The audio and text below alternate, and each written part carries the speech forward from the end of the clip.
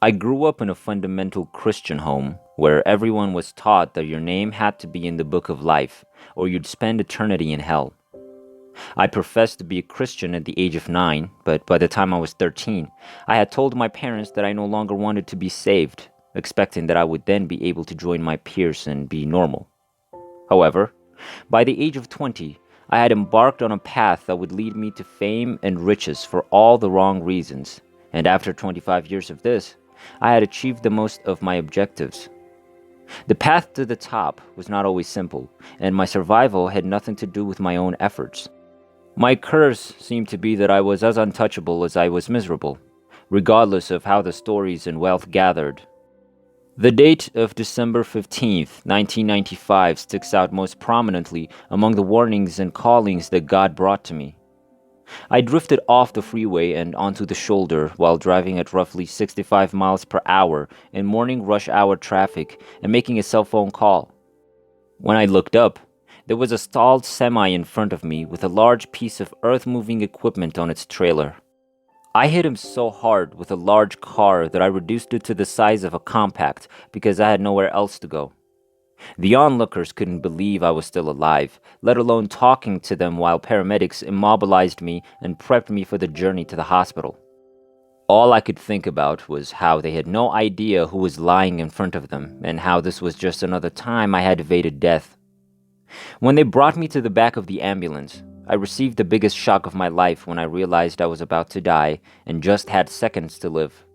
My initial thoughts were about how and when my family would learn that I had died, as well as how my dog would be fed and cared for.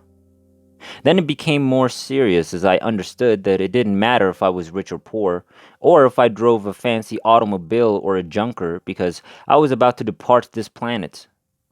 At the time, I did not consider myself qualified to pray for my own life. However, I had a one-sided dialogue with God in which I admitted to him that my life had been foolish.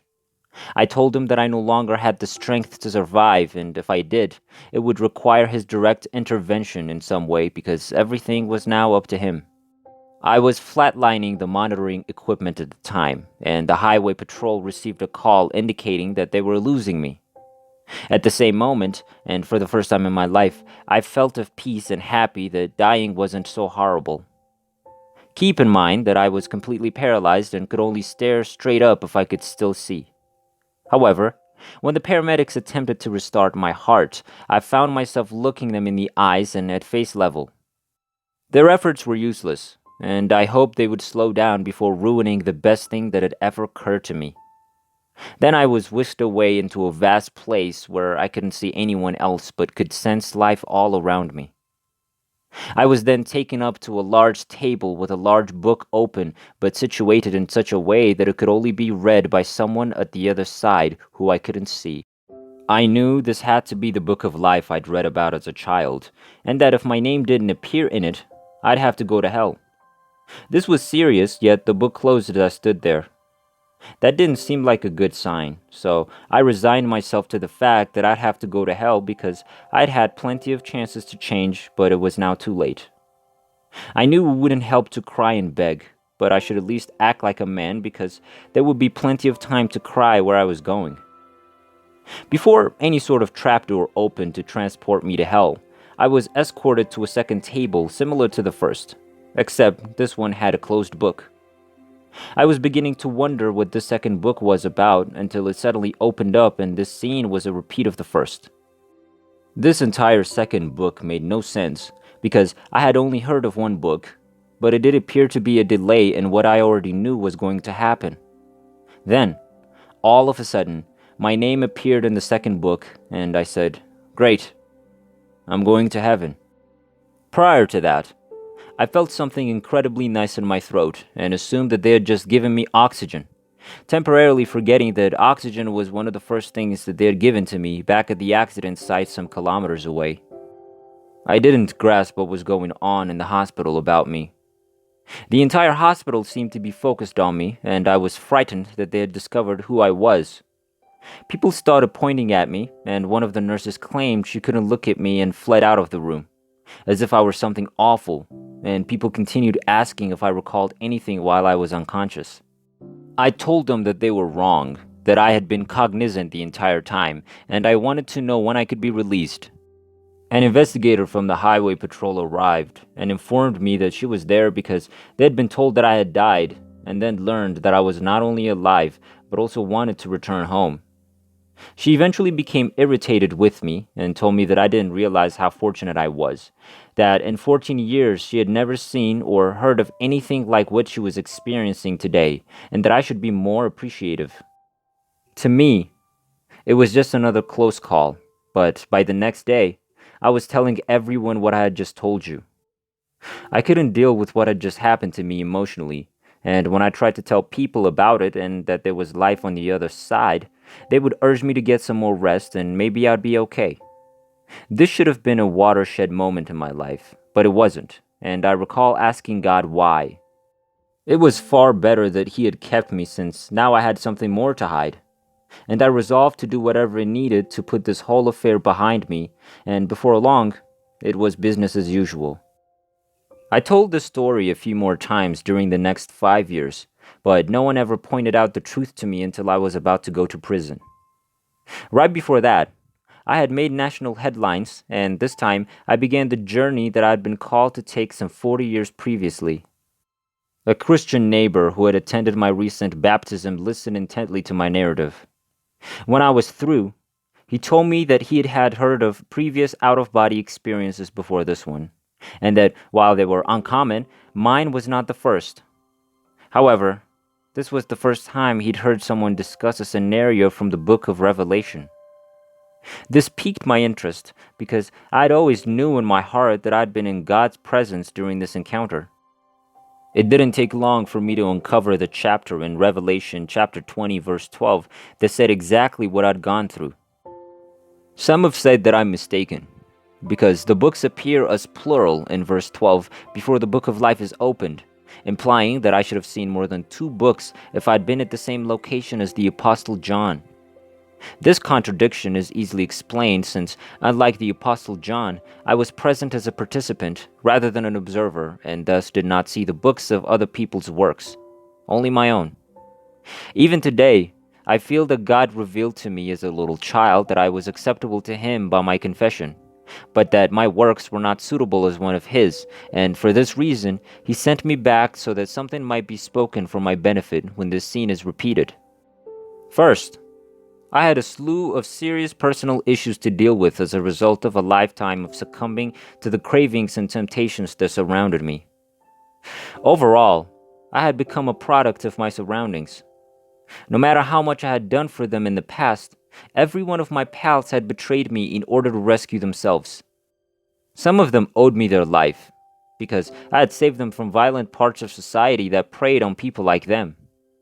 At the very least, I had provided them with magnificent residences, thriving enterprises, and private schools for their children, as well as large quantities of money to allow them to continue in a business from which I had retired. For some reason, I believed there was sincerity in their statements of professing loyalty, and felt honored when they said such things or had their children baptized with my name as their godfather. This proved to be incredibly dumb of me, as they planned their entire future around trying to keep my fate sealed for as long as possible. As this became clear to me, a new problem arose. Rage and hate fueled by vengeance governed my thoughts from the moment I awoke until I went back to sleep. At the same time, I was desperately attempting to change who I was and what I had become. But no matter how hard I tried, I couldn't get away from myself. To achieve a successful shift, I needed to go through a complete metamorphosis, like a leopard wanting to change its spots, but this was difficult for me to do on my own. By the time the 9/11 occurred, I had given up hope of ever forgiving anyone for what they had done to me, and the word forgiveness would become lodged in my throat when I tried to repeat the Lord's Prayer. I didn't even go through the prayer. My walk with God had come to a halt, and there did not appear to be any way for me to find peace. I was attempting to approach God apart from Jesus Christ, despite the fact that I made my profession 40 years previously through John chapter 3 verse 16. I felt a bit terrible about it, as if I was now attempting to avoid Him and deal directly with the Father. but my neighbor insisted it was fine because it was all the same. The same neighbor invited me to a weekday evening service shortly after 9/11, so you can imagine how crowded it was. I wasn't there because I was frightened the world would end. All I knew was that if I couldn't get past this forgiveness issue, I wouldn't be able to find the serenity I needed. The ceremony was intriguing, and the pastor's charisma elicited affection from the congregation. After the service, an altar call was issued for anybody who wished to step forward. I had no intention of walking to the front of a large crowd and loudly praying. However, because everyone else was praying, it felt like a suitable opportunity to pray to God for assistance with my dilemma. So with my head in my hands and sitting in a church, I began to pray to God, pleading to Him to help me forgive those who had harmed me. While praying, a gleaming region emerged in front of my eyes, complete with a mound of dirt, blue sky, clouds, and a cross bearing the image of Jesus Christ. This astonished me, so I opened my eyes to see the pastor and the congregation, but the cross of Jesus Christ remained fully visible. When I closed my eyes or opened them again, Jesus and His cross were always approximately 10 inches in front of me. You can imagine how astonished I was, but because it wasn't going away, I decided to examine it in depth for as long as it lasted. The color of His skin was the first thing that struck me. It didn't look anything like the photographs I'd seen. His complexion was a dark olive brown, roughly the same color as the wood to which he was fastened. Another issue was that I could only see his cross, not those on either side of him. This went on for several minutes before eventually dissipating. Shortly after the pastor completed praying, everyone began to lift their heads, and I informed the couple of what had just occurred.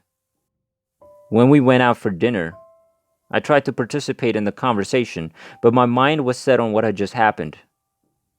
By the time I went to bed that night, I recognized what had just happened to me was a vision, and while I was grateful and joyful, I didn't really get the significance of it until I woke up in the middle of the night.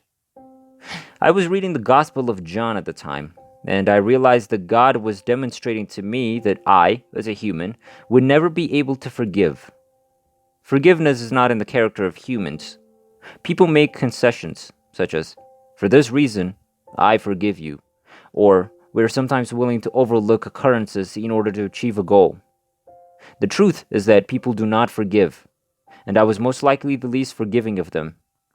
So God showed me that even if I, the old guy, would never forgive, Jesus Christ existed in me as a new person and had done all of the forgiveness that was ever required.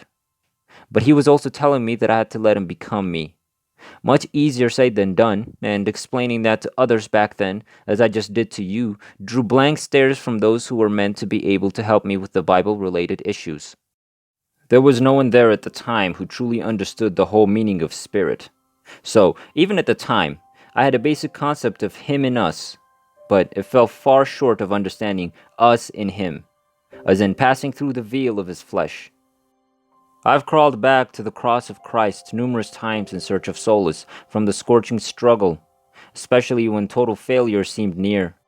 At other times, it's been to seek forgiveness for failing to follow the Spirit and succumbing to whatever nature of the flesh I'd given dominion.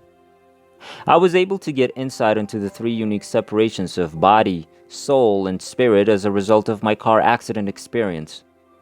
I've also developed an understanding of the Apostle Paul's assertion that he couldn't distinguish whether he was in the body or out of the body. Neither could I. As the Apostle Paul, I've had a constant battle with the thorn in the flesh as a price to pay for this understanding. Yet he may have a position to reign from on earth by learning to overcome failure, by not aggravating his love in me. Blessings and peace. Douglas.